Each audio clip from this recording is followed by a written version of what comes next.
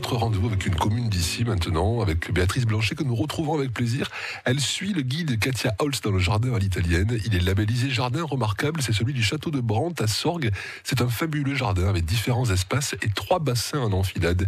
Tout ça pour donner de la perspective. Oui, tout à fait. Ces 3 bassins qui sont nourris par l'eau de la Sorgue, qui rentrent dans les jardins et qui sont pas au même niveau, ce qui permet d'avoir un petit bruit d'eau tout le temps, toute l'année.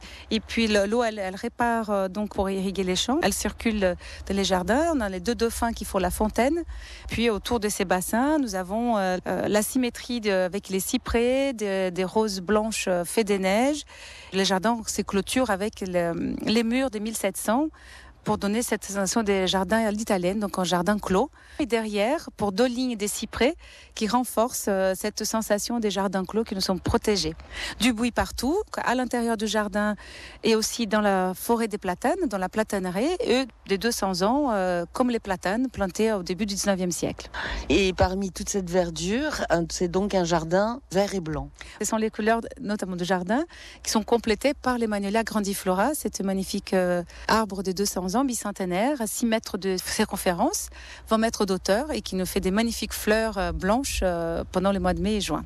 C'est extraordinaire. C'est merveilleux, oui. Les fragrances, elles tournent tout le temps. Les magnolias, les pivoines arbustives au printemps, puis les roses blanches. Et maintenant, nous avons les agapantes qui sont violettes et puis aussi les lilas d'été, la gastremia qui est aussi rose. Donc ça donne aussi de la couleur, même à la fin de l'été.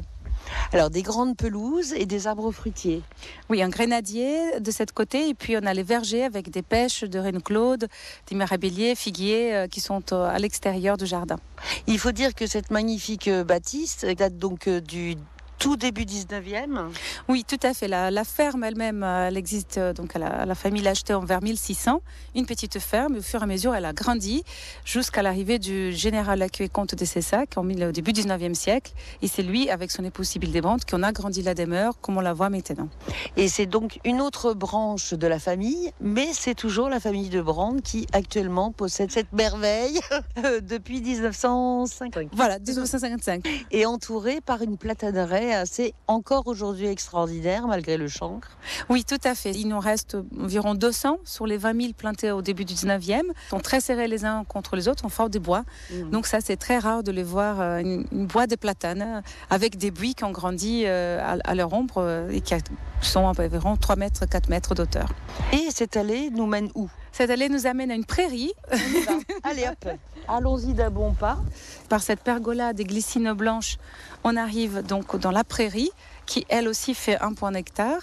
Elle grandit naturellement, ce qui nous permet aussi de garder un équilibre de la biodiversité, un côté aménagé et un côté libre.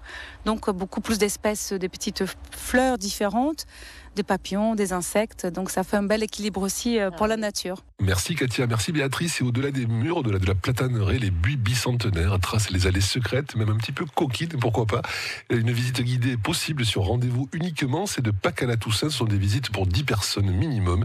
Si ça vous intéresse, 06 75 22 79 00. France Bleu Vaucluse vous invite.